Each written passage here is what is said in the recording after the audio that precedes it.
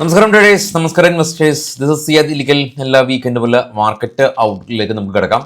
അടുത്ത ആഴ്ചയിലെ global ഈവൻറ്റുകളും dividend ഡീറ്റെയിൽസുകളും എല്ലാം തന്നെ നമ്മൾ ഡിസ്കസ് ചെയ്യുന്നുണ്ട്. ചാനലിലെ എല്ലാ ട്രേഡിംഗ് സുഹൃത്തുക്കൾക്കും ഫ്രണ്ട്സ് ആൻഡ് ഫാമിലീസിനും ഷെയർ ചെയ്ത് കൊടുക്കാൻ മറക്കരുത്. മാർക്കറ്റ് ന്യൂസിലേക്ക് വരുമ്പോൾ കഴിഞ്ഞ ആഴ്ച നിഫ്റ്റി ഏകദേശം ഒരു 25,000 തൊട്ട് താഴെ ഓപ്പൺ ചെയ്ത് 500-ലേറെ പോയിൻറ്റ് ഫോൾ രേഖപ്പെടുത്തി. 24,500 താഴെയാണ് ഇപ്പോൾ നിഫ്റ്റിയുടെ ക്ലോസിങ് നമുക്കുള്ളത്. കഴിഞ്ഞ ആഴ്ചകളിൽ FISൻ്റെ ഭാഗത്തു നിന്ന് എല്ലാ ദിവസവും സെല്ലേഴ്സായിരുന്നു. റീറ്റെയിലേഴ്സും പാനിക് സെല്ലിങ് നടത്തി. ഇന്ത്യക്ക് മേൽ ട്രംപ് പ്രഖ്യാപിച്ച 50% താരിഫാണ് ഇന്ത്യൻ മാർക്കറ്റ് ഫോളോ ചെയ്യപ്പെടാനായിട്ടുള്ള പ്രധാനപ്പെട്ട ഒരു കാരണം. അപ്പോൾ ആ ഒരു റീസണിൽ നിന്ന് വിഭിന്നമായി പോസിറ്റീവായിട്ട് കാര്യങ്ങളൊന്നും തന്നെ മാറിയിട്ടില്ലെങ്കിലും ആ ഒരു റീസണ് മറികടക്കാൻ ആയിട്ട് ഒരുപാട് പദ്ധതികൾ ഇന്ത്യ ആവിഷ്കരിച്ച് വരുന്നുണ്ട്. ഇതിൻ്റെ ഏറ്റവും പ്രധാനപ്പെട്ട ഒരു കാര്യമായിരുന്നു നമ്മൾ കണ്ടിരുന്ന GST റീഫോംസ് എല്ലാം തന്നെ.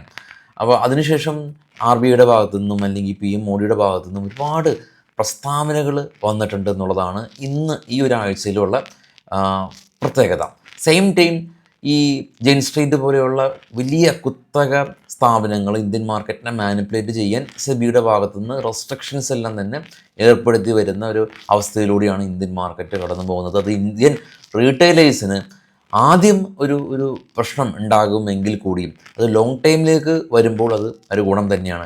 ഫോർ എക്സാമ്പിൾ, ഇപ്പോൾ നമുക്ക് ഇൻഡെക്സ് ബാങ്ക് നിഫ്റ്റി 12 കമ്പനീസ് മാത്രമേ ഉള്ളൂ. ഏറ്റവും കൂടുതൽ വെയിറ്റേജ് HDFCക്കാണ്. അപ്പോൾ HDFC എന്ന് പറയുന്ന ഒരു കമ്പനീനെ മാത്രം മാനിപ്പുലേറ്റ് ചെയ്യാൻ പറ്റുമെന്നല്ല, എന്തെങ്കിലും ചെയ്താൽ തന്നെ അത് നിഫ്റ്റിനെയും ബാങ്ക് നിഫ്റ്റിയെയും സാരമായി ബാധിക്കും. അതുകൊണ്ട് തന്നെ ഇൻഡെക്സിലുള്ള കമ്പനീസിൻ്റെ എല്ലാം തന്നെ വെയിറ്റേജ് റീസ്ട്രക്ചർ ചെയ്യുക എന്നുള്ള വലിയൊരു ദൗത്യത്തിലേക്കൊക്കെയാണ് ഗവൺമെൻറ് പോകുന്നത്. അത് ഇനീഷ്യലി നമുക്ക് അത് പരിചിതമാവാനായിട്ട് കുറച്ച് സമയമെടുക്കുകയും കൂടിയും ലോങ് ടൈമിലേക്ക് നോക്കുമ്പോൾ ഇൻഡെക്സുകൾ വലിയ ഒരു വയലൻ്റ് മൂവിൽ നിന്ന് നമുക്ക് അത് ഒഴിവാക്കപ്പെടും. അത് നമുക്ക് മാർക്കറ്റിൽ സ്ഥിരമായിട്ട് നിൽക്കുന്ന ട്രേഡേഴ്സിനെ സംബന്ധിച്ച് അത് ഗുണകരമാണ്.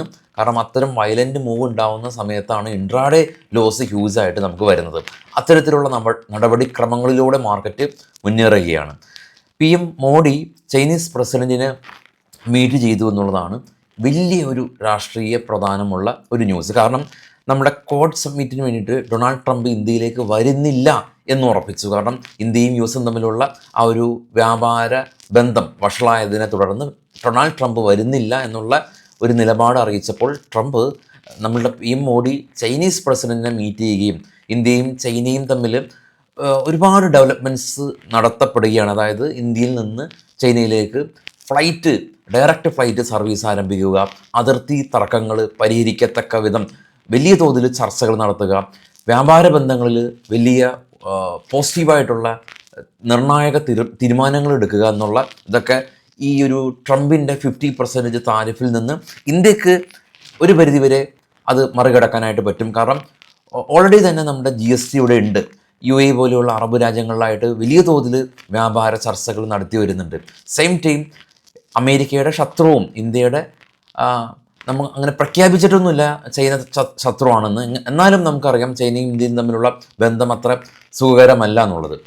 അപ്പോൾ അത് മറികടക്കാനായിട്ടാണ് ഈ ഒരു പദ്ധതി. കൂടാതെ തന്നെ നമ്മുടെ പുടിൻ റഷ്യൻ പ്രസിഡൻ്റായിട്ടുള്ള ചർച്ചകളെല്ലാം തന്നെ നടന്നു. കഴിഞ്ഞ ദിവസം സെലൻസ്കി ആയിട്ടുള്ള ചർച്ചകൾ നടന്നു. അപ്പോൾ അങ്ങനെ ഒരുപാട് ഉഭയകക്ഷി ചർച്ചകളിലൂടെല്ലാം തന്നെ ഈ ഒരു US ഈ ഒരു പ്രശ്നം അല്ലെങ്കിൽ ഈ ഒരു താരിഫ് മറികടക്കാൻ പറ്റും. കാരണം US ആവശ്യപ്പെടുന്നതൊന്നും തന്നെ ഇന്ത്യക്ക് പെട്ടെന്ന് തന്നെ സാധിച്ചു കൊടുക്കാൻ പറ്റുന്ന ഒന്നല്ല. US ഉള്ള പ്രധാനപ്പെട്ട ആവശ്യം US കാർഷിക ഉൽപ്പന്നങ്ങൾ, അഗ്രികൾച്ചർ ഉൽപ്പന്നങ്ങളെല്ലാം തന്നെ ഇന്ത്യയിൽ വിറ്റഴിക്കുക എന്നുള്ളതാണ്. അതിൽ ഡയറി പ്രൊഡക്റ്റുകൾ വിറ്റഴിക്കുക എന്നുള്ളതാണ് US ഏറ്റവും പ്രധാനപ്പെട്ട അജണ്ട. അതൊന്നും തന്നെ ഇന്ത്യക്ക് അത് ഓക്കെ എന്ന് പറഞ്ഞ് സാധിച്ചു കൊടുക്കാൻ പറ്റില്ല എന്നുള്ളതാണ് നമുക്ക് മനസ്സിലാക്കാൻ സാധിക്കുന്നത്. എനിവേ, അപ്പോൾ വേറൊരു ട്രാക്കിലൂടെ കാര്യങ്ങളെല്ലാം തന്നെ പോവുകയാണ്. ഇനിയിപ്പോൾ ട്രംപിനൊരു പ്രശ്നമുള്ളത്, ട്രംപിന് ഈ താരിഫ് എല്ലാം തന്നെ ഇല്ലീഗലാണ് എന്നുള്ളത് ഈ US സ്റ്റേറ്റ് ഫെഡറൽ കോർട്ട് വെള്ളിയാഴ്ച വീണ്ടും പ്രസ്താവന നടത്തി. ഇതിനു മുമ്പും ഈ ഒരു സമാനമായുള്ള പ്രസ്താവന നടത്തിയിരുന്നു. പക്ഷേ ട്രംപ് അപ്പീൽ പോയി അത് നേടിയെടുത്തു. പക്ഷേ വീണ്ടും അത് വന്നിട്ടുണ്ട്. RBI ഗവർണറുടെ ഭാഗത്തുള്ള സഞ്ജയ് മൽഹോത്ര അദ്ദേഹത്തിൻ്റെ ഭാഗത്തുനിന്നുള്ള ഒരു അപ്ഡേറ്റ്, ഇന്ത്യ വളരെ പെട്ടെന്ന് തന്നെ ലോകത്തിലെ 3ാമത്തെ സാമ്പത്തിക ശക്തിയായി മാറുമെന്നുള്ളതാണ് അദ്ദേഹത്തിൻ്റെ പ്രസ്താവന. കാരണം ഇത് വളരെയധികം റെലവൻ്റ് ആയിട്ടുള്ള പ്രസ്താവനയാണ്. കാരണം US വലിയ ധനകാര്യ സ്ഥാപനങ്ങളെല്ലാം തന്നെ ഈ ഒരു ട്രംപിൻ്റെ ഈ ഒരു താരിഫിന് ശേഷം ഇന്ത്യയുടെ GDP 6-ൽ നിന്ന് താഴേക്കൊക്കെ ഫോർകാസ്റ്റ് ചെയ്തതിന് ശേഷമാണ് RBI ഗവർണറുടെ പ്രസ്താവന. പിന്നെ നമുക്ക് രാജ്നാഥ് സിംഗ്, നമ്മളുടെ ഡിഫൻസ് മിനിസ്റ്റർ രാജ്നാഥ് സിംഗിൻ്റെ അദ്ദേഹത്തിൻ്റെ പ്രസ്താവന, ഇന്ത്യക്ക് ഈ ഫോറിൻ സപ്ലൈസിന് നമുക്ക് റിലേ ചെയ്യാൻ സാധിക്കില്ല, അല്ലെങ്കിൽ ഡിപ്പെൻഡ് ചെയ്യാൻ സാധിക്കില്ല ഇന്ത്യയുടെ ഡിഫൻസിലേക്ക് ഉപകരണങ്ങൾ പ്രൊക്യൂർമെൻറ്റ് നടത്തുന്നതിനെ കുറിച്ചാണ് അദ്ദേഹത്തിൻ്റെ ഈ ഒരു സ്റ്റേറ്റ്മെൻറ്റ്. 2 കാര്യങ്ങളുണ്ട്. ഒന്ന് സുരക്ഷാ പ്രശ്നം, 2 സ്വയം പര്യാപ്തത നേടുക ഡിഫൻസിൽ എന്നുള്ള വലിയ ഇന്ത്യയുടെ ദൗത്യം. അത് വളരെ പെട്ടെന്ന് തന്നെ HAL അല്ലെങ്കിൽ കൊച്ചിൻ ഷിപ്പ്യാർഡ് അങ്ങനെയുള്ള കമ്പനികളുടെ എല്ലാം തന്നെ സഹായത്തോട് കൂടിയിട്ട് പാരാസ് ഡിഫൻസ് തുടങ്ങിയ കമ്പനീസിൻ്റെ സഹായത്തോട് കൂടിയിട്ട് നമുക്ക് നേടാൻ പറ്റും എന്നുള്ളതാണ് നമ്മുടെ ഡിഫൻസ് മിനിസ്റ്ററിൻ്റെ പ്രസ്താവന. കൂടാതെ നമ്മുടെ മാർക്കറ്റ് ക്ലോസിന് ശേഷം റിലയൻസിൻ്റെ AGM മീറ്റിംഗ് ഉണ്ടായിരുന്നു. AGM മീറ്റിങ്ങിന് ശേഷം വലിയ പ്രസ്താവനകളാണ് ഈ റിലയൻസിൻ്റെ ചെയർമാൻ നടത്തിയിരിക്കുന്നത്.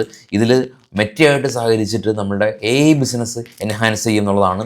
ജിയോ ഇന്ത്യക്ക് പുറത്ത് ബിസിനസ് ആരംഭിക്കും എന്നുള്ള പ്രസ്താവനകളൊക്കെ നടത്തിയിട്ടുണ്ട്. ഇതാണ് നമ്മൾ മാർക്കറ്റ് ക്ലോസ് ചെയ്തതിന് ശേഷം നടന്ന വളരെ റെലവൻ്റ് ആയിട്ടുള്ള പോസിറ്റീവായിട്ടുള്ള കാര്യങ്ങൾ. ഇതെല്ലാം തന്നെ നമ്മൾ കളക്ട് ചെയ്തിട്ടുണ്ട്, നിങ്ങളിലേക്ക് നമ്മൾ എത്തിക്കാൻ പരമാവധി ശ്രമിച്ചിട്ടുണ്ട്. അപ്പം നിങ്ങളിനി ഇതറിയില്ലാത്ത ആളുകളിലേക്ക് എത്തിക്കുക. കാരണം പല സോഷ്യൽ മീഡിയയിലും പലതിനെക്കുറിച്ചിട്ടുള്ള കമൻറ്റുകളെല്ലാം തന്നെ നമ്മൾ വായിക്കുമ്പോൾ ഞാനങ്ങനെ സോഷ്യൽ മീഡിയയിലൊന്നും അങ്ങനെ സ്പെൻഡ് ചെയ്യാറില്ല ഒട്ടും തന്നെ ടൈം. പക്ഷേ സ്പെൻഡ് ചെയ്യുന്ന സമയത്ത് നമ്മൾ അത് കാണുമ്പോൾ ആളുകൾക്ക് മാർക്കറ്റിനെ കുറിച്ച് അല്ലെങ്കിൽ നടക്കുന്ന കാര്യത്തെക്കുറിച്ച് യാതൊരു ധാരണയില്ലാതെ ഓരോരോ കമൻറ്റുകൾ നടത്തുന്നുണ്ട്. അപ്പോൾ ഇത് എൻ്റെ ഭാവനയിൽ നിന്ന് ഞാൻ എഴുതിയ തിരക്കഥയല്ല, ഇതെല്ലാം തന്നെ സംഭവിച്ച കാര്യങ്ങളാണ്.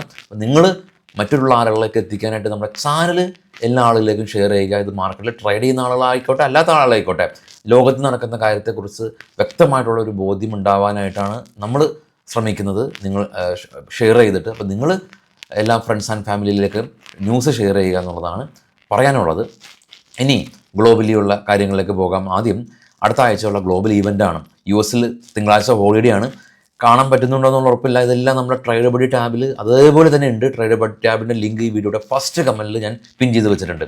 US നിന്ന് സെപ്റ്റംബർ 2 ഗ്ലോബൽ മാനുഫാക്ചറിംഗ് PMI, കൂടാതെ തന്നെ global service PMI, job opening, September 4 crude oil inventories, initial jobless claim, non farming manufacturing PMI, കൂടാതെ തന്നെ ചൈന, യൂറോസോൺ, ജർമ്മനി തുടങ്ങിയ രാജ്യങ്ങളിലെ എല്ലാ ഈവൻറ്റും ഇന്ത്യൻ സമയമുണ്ട്. നിങ്ങൾക്ക് അവിടെ ട്രേഡബിൾ ടാബിൽ ചെക്ക് ചെയ്യാം.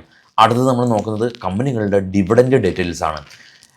ഓരോ കമ്പനീസിൻ്റെ ഡിവിഡൻറ്റും എന്നാണ് റെക്കോർഡ് ഡേറ്റ്, എത്ര രൂപയാണെന്നുള്ളത് ഈ ഡിവിഡൻഡ് ടാബിൽ ഉണ്ട്. ഇപ്പോൾ സ്ക്രീനിൽ ഞാൻ ഓരോന്നും വായിക്കുന്നില്ല.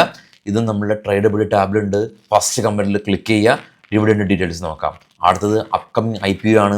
അടുത്ത ആഴ്ചയിലുള്ള IPOസിൻ്റെ എല്ലാം തന്നെ എന്ന് ഓപ്പൺ, എന്ന് ക്ലോസ്, എന്ന് അലോട്ട്മെൻറ്റ്, ഇതും നമ്മുടെ ട്രേഡബിൾ ടാബിലുണ്ട്. ഇത് മാത്രമല്ല, ഓരോ ദിവസവും നമ്മുടെ FNO ബാൻ, FISൻ്റെ ഇൻഡെക്സ് ഫ്യൂച്ചറുള്ള ആക്ടിവിറ്റീസ് എല്ലാം തന്നെ നിങ്ങൾക്ക് സബ്സ്ക്രിപ്ഷൻ ഇല്ലാതെ ട്രേഡബിൾ ടാബിലൂടെ നിങ്ങൾക്ക് അത് ആക്സസ് ചെയ്യാം. അബ്സല്യൂട്ട്ലി ഫ്രീ ആയിട്ട് തന്നെ ആക്സസ് ചെയ്യാം എന്നുള്ളതാണ് പറയാനുള്ളത്. ഇനി നമുക്ക് സ്റ്റോക്കുകളിലെ കുറച്ച് വാർത്തകളുണ്ട്. അപ്പോൾ അത് ഞാനിപ്പോൾ അതിലേക്ക് പോകുന്നില്ല, കാരണം കുറച്ച് തിരക്കുകളാണ്. സ്റ്റോക്കിൻ്റെ വാർത്തയിലേക്ക് പോകുന്നില്ല. നാളെ രാവിലെ നമുക്ക് പ്രീ മാർക്കറ്റ് സെക്ഷനിൽ ഈ വാർത്തകൾ ഉൾപ്പെടുത്താം. അപ്പോൾ ഇന്ന് ഞാൻ ഇതിലേക്ക് പോകുന്നില്ല.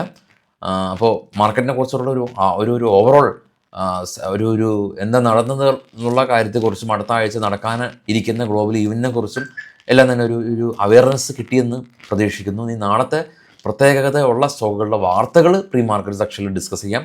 അപ്പോൾ എല്ലാവർക്കും നല്ലൊരു വീക്കെൻഡ് വീണ്ടും നേരുന്നു. Thank you.